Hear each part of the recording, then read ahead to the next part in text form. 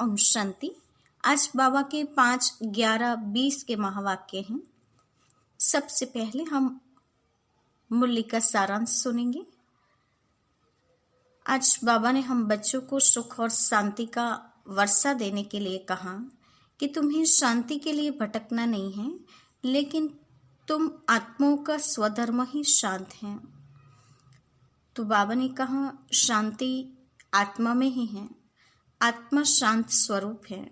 जैसे हम ओम शांति बोलते हैं, जिसका अर्थ है मैं आत्मा शांत स्वरूप हूँ और मुझ आत्मा का निवास धाम भी शांति धाम है।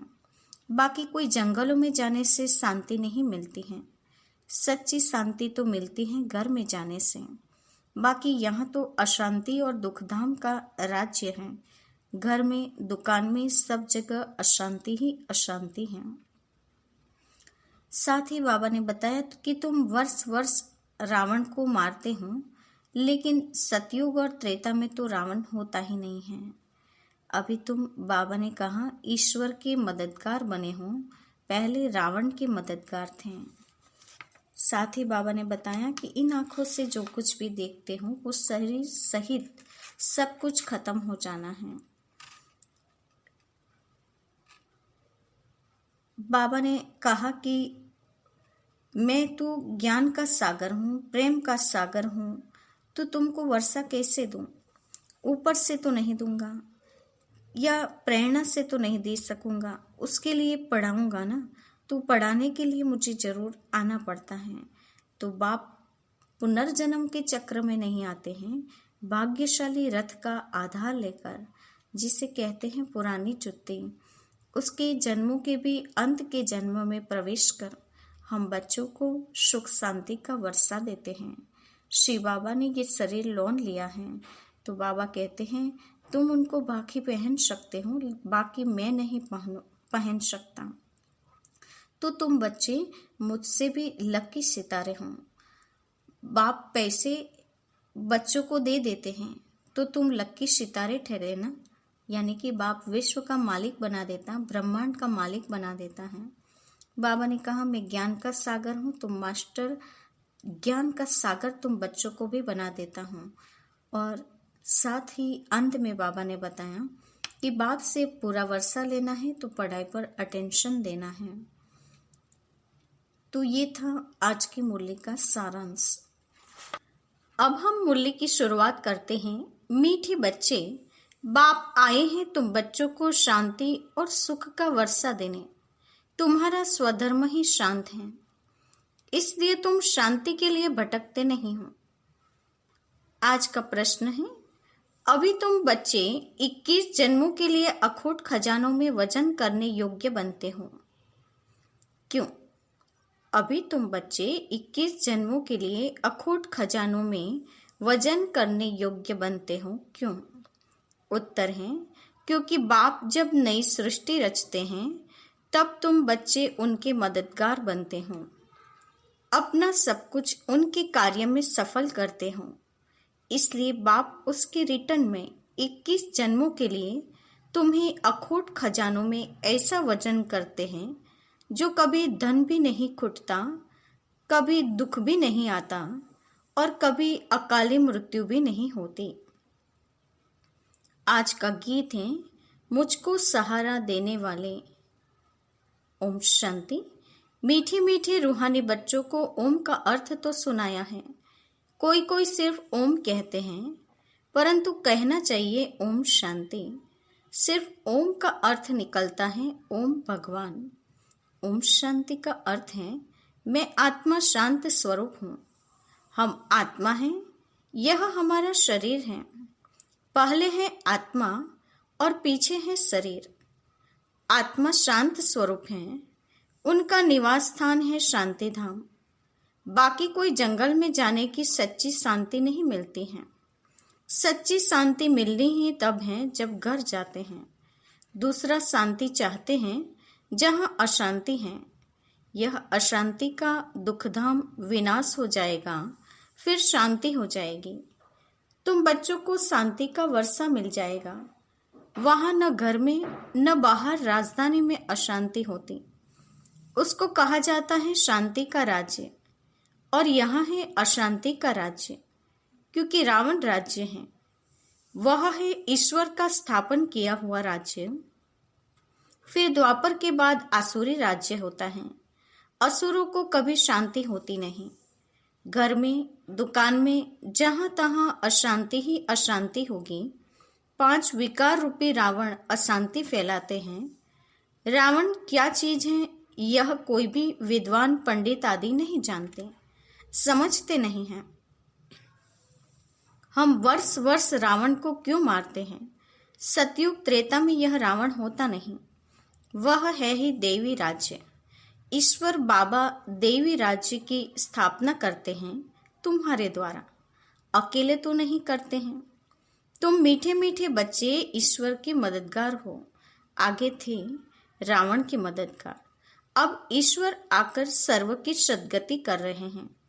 पवित्रता, सुख, शांति की स्थापना करते हैं। तुम बच्चों को ज्ञान का अब तीसरा नेत्र मिला है। सतयुग त्रेता में दुख की बात नहीं, कोई गाली आदि नहीं देते, गंध नहीं खाते। यहाँ तो देखो गंध कितना खाते हैं। दिखाते हैं कृष्ण को गौवे बहुत प्यारी लगती थी। ऐसे नहीं कि कृष्ण कोई ग्वाला था, गौ की पालना करते थे, नहीं।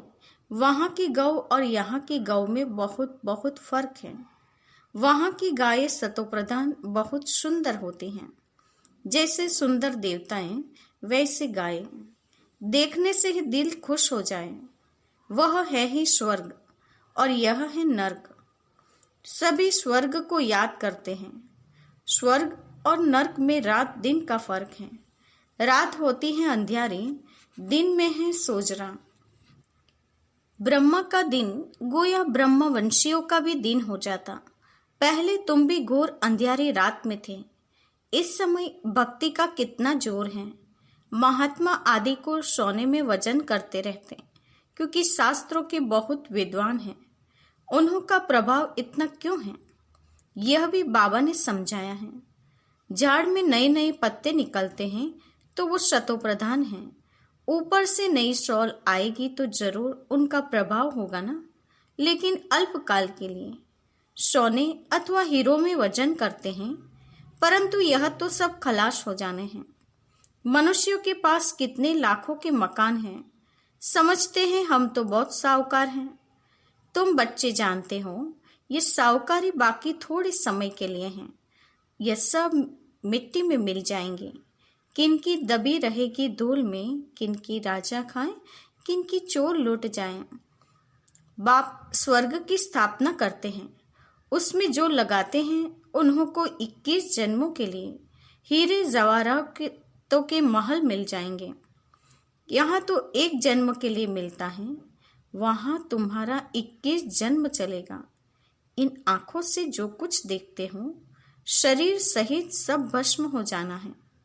तुम बच्चों को दिव्य दृष्टि द्वारा साक्षात्कार भी होता है।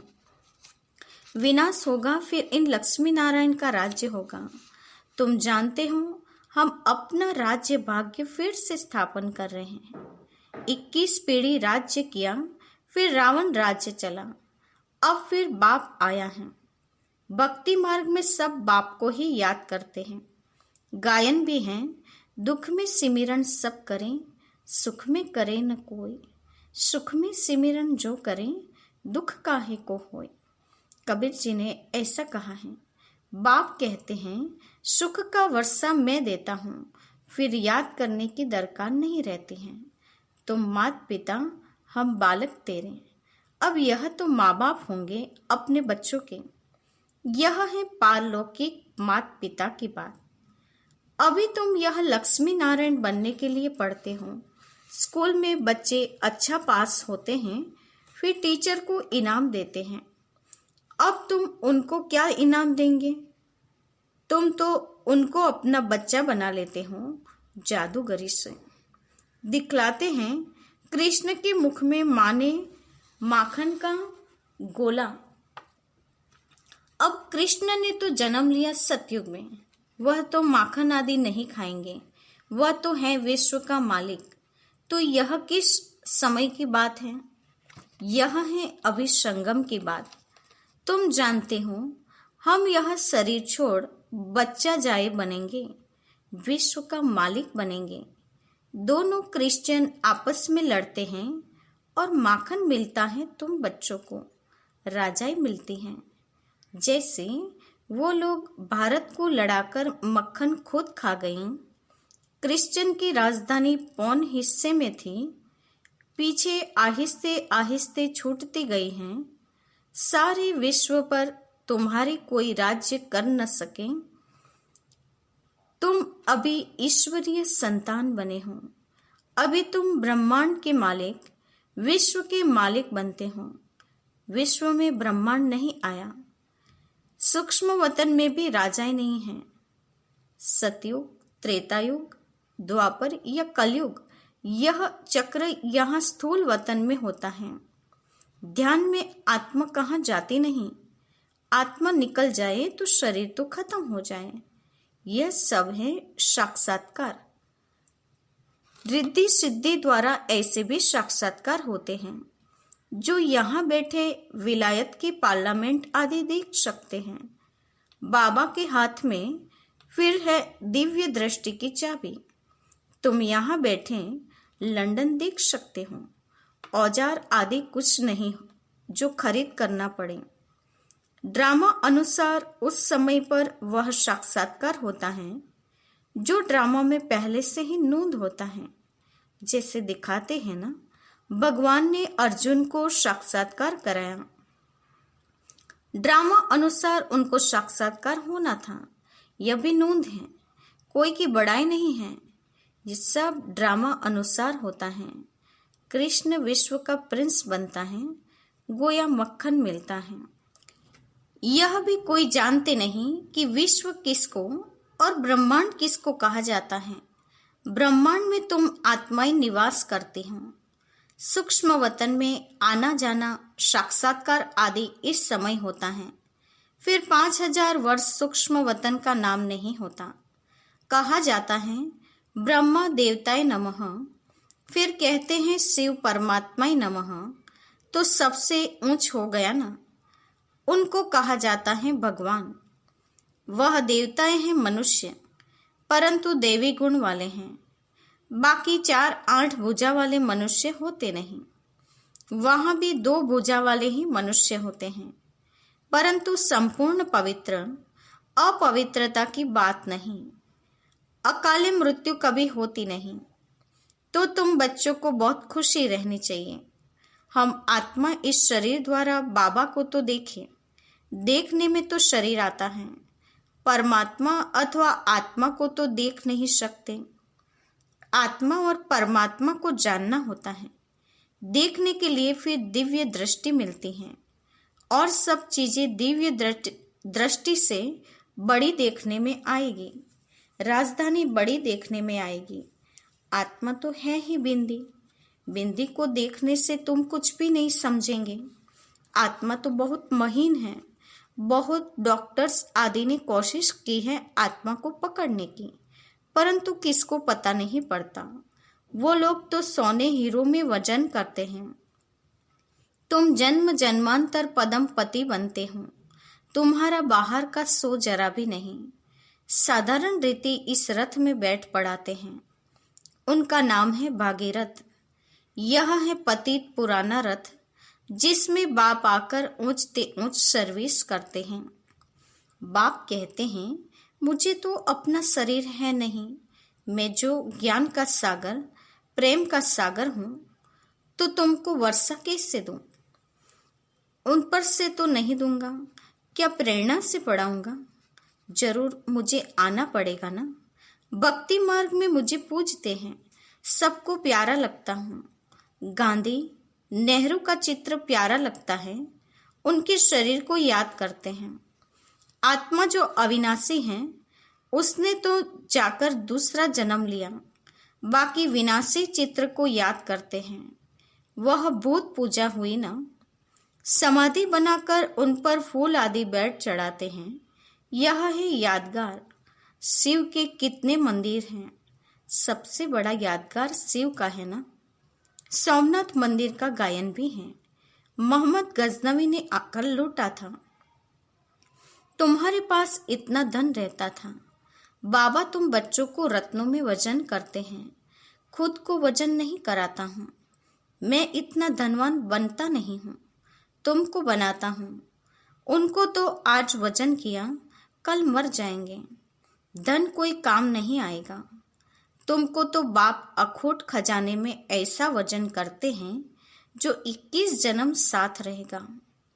अगर श्रीमत पर चलेंगे तो वहां दुख का नाम नहीं, कभी अकाले मृत्यु नहीं होती। मौत से डरेंगे नहीं। यहाँ तो कितना डरते हैं, रोते हैं। वहां कितनी खुशी होती है कि जाकर प्रिंस बनेंगे। जादूगर, सौदागर, रत्नागर, यह शिव परमात्मा को कहा जाता है। तुमको भी साक्षात्कार कराते हैं कि ऐसे प्रिंस बनेंगे। आजकल बाबा ने साक्षात्कार का पार्ट बंद कर दिया है, नुकसान हो जाता है। अभी बाप ज्ञान से तुम्हारी सद्गति करते हैं। तुम पहले जाएंगे सुखधाम में, अभी तो है दुखधाम। तुम जानते हो आत्मा ही ज्ञान धारण करती है, इसलिए बाप कहते हैं अपने को आत्मा समझो। आत्मा में ही अच्छे व बुरे संस्कार होते हैं। शरीर में हो तो शरीर के साथ संस्कार भस्म हो जाएं। तुम कहते हो शिव बाबा हम आत्मा ही पढ़ते हैं इस शरीर द्वारा, तो ये नई बात है ना। हम आत्माओं को शिव बाबा पढ़ाते हैं, ये तो पक्का पक्का याद करो। हम सब आत्माओं का वह बाप भी हैं, टीचर भी हैं। बाप खुद कहते हैं मुझे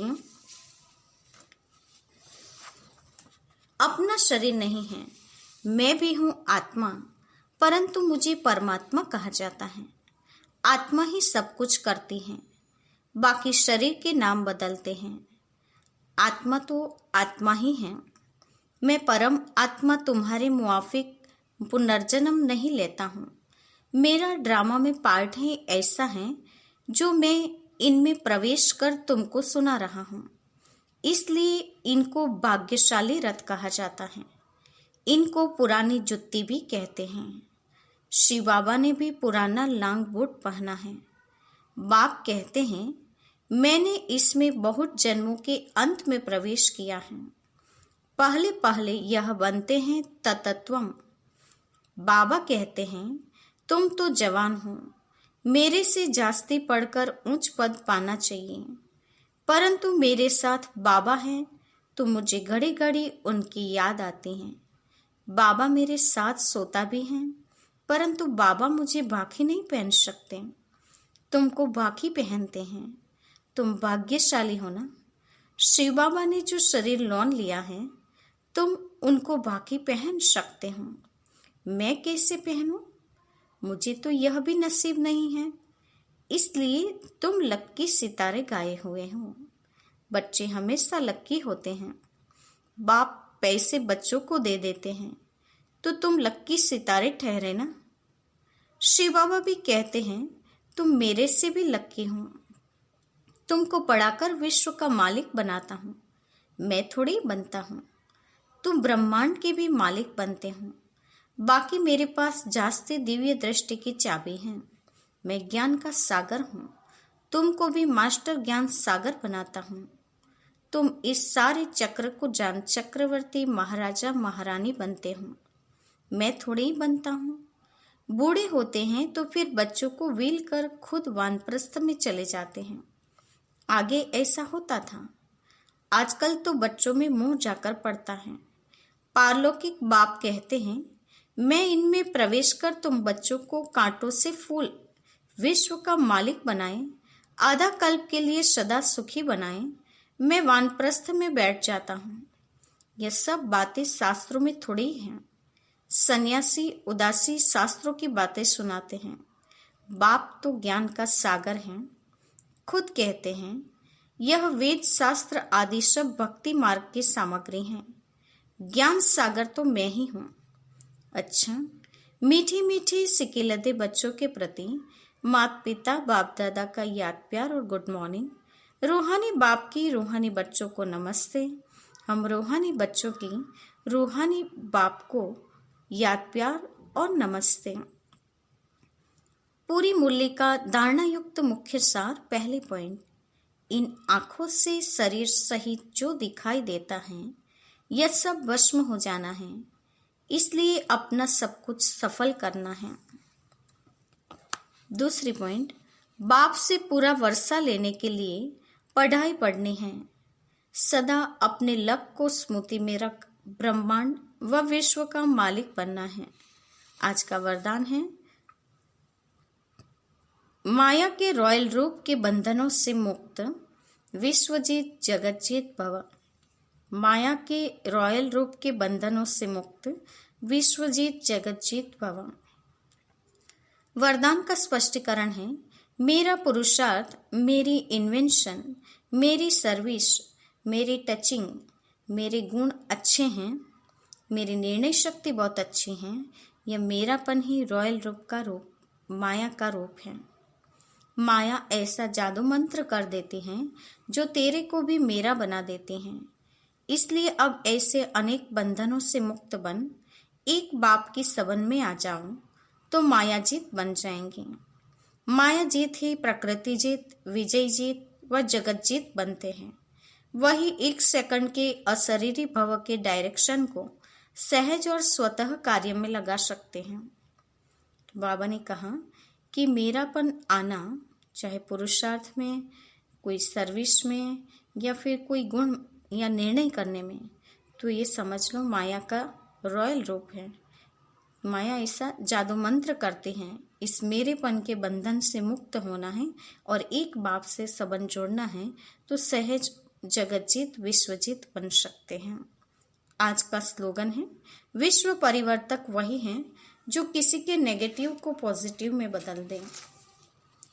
बाबा ने विश्व परिवर्तक की परिभाषा बताते हुए कहा कि नेगेटिव को पॉजिटिव में बदल देना है। आज के मुख्य पॉइंट्स हैं। आज बाबा ने कहा है कि बाप अभी आए हैं हम बच्चों को सुख शांति का वर्षा देने। हमारा स्वधर्म शांति है, इसलिए शांति के लिए भटकना नहीं है। बाप से शांति का वर्षा सहज लेना है। बाबा कहते हैं दुनिया में गुरु आदि का वजन करते हैं हीरो से, रत्नों से। इसलिए बाबा अभी तुम बच्चों को अखोट खजानों से वजन करते हैं, वो भी 21 जन्मों के लिए। नई सृष्टि जब बन जाती है तो बाबा कहते हैं तुम 21 जन्मों के लिए अखोट खजानों में ऐसा वजन हो जाएंगे जो तुम्हारा कभी धन नहीं खुटेगा, कभी दुख नहीं होगा और कभी अकाले मृत्यु भी नहीं होगी। बाबा ने कहा तुम ईश्वर के स्थापन किए हुए राज्य में चले जाएंगे जहां सदा काल के लिए सुख और शांति होगी, पवित्रता होगी। अभी बाप ने ज्ञान का तीसरा नेत्र दिया है, तो उस तीसरे नेत्र के आधार से बाबा कहते हैं कि सतयुग और त्रेता में कोई दुख की बात होगी नहीं, ये सब तुम समझ सकते हो। साथ ही बाबा ने ये बताया कि इन आंखों से जो कुछ भी देखते हो वो शरीर सहित सब कुछ समाप्त हो जाना है। तुम बच्चों को अभी दिव्य दृष्टि से सारा साक्षात्कार करा देता हूँ। साथ ही बाबा ने बताया कि आधा कल्प के लिए तुम ऐसे सुखी बन जाते हो, फिर भगवान यानी कि बाप जो हैं बच्चों को सुखी देख वानप्रस्थ में चले जाते हैं।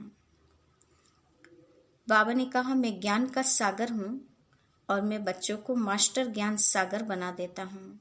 तुम सारे चक्र को जानकर चक्रवर्ती महाराजा महारानी बन जाते हो। बाप से पूरा वर्षा लेने के लिए बाबा ने कहा पढ़ाई करना बहुत ज़रूरी है। और बाबा ने कहा कि तुम इतने लक्की हो जो ब्रह्मांड और विश्व दोनों के मालिक बन जाते हो। और बाबा ने कहा कि विश्वजीत जगतजीत बनने का आधार है माया के रॉयल रूप को पहचानना। माया का रॉयल रूप है मैंपन, मेरा मेरा आना। ये माया हम पर जादू कर देती है। इसलिए बाबा ने कहा मेरेपन के अनेक प्रकार के बंधनों से मुक्त होना है और एक बाप के संबंध में आ जाने से मायाजीत सहज बन जाएंगे और माया जीत ही फिर प्रकृति जीत, विश्व जीत और जगत जीत बन सकते हैं। और विश्व परिवर्तक बनना है तो नेगेटिव को पॉजिटिव बनाना है। अच्छा, ओम शांति।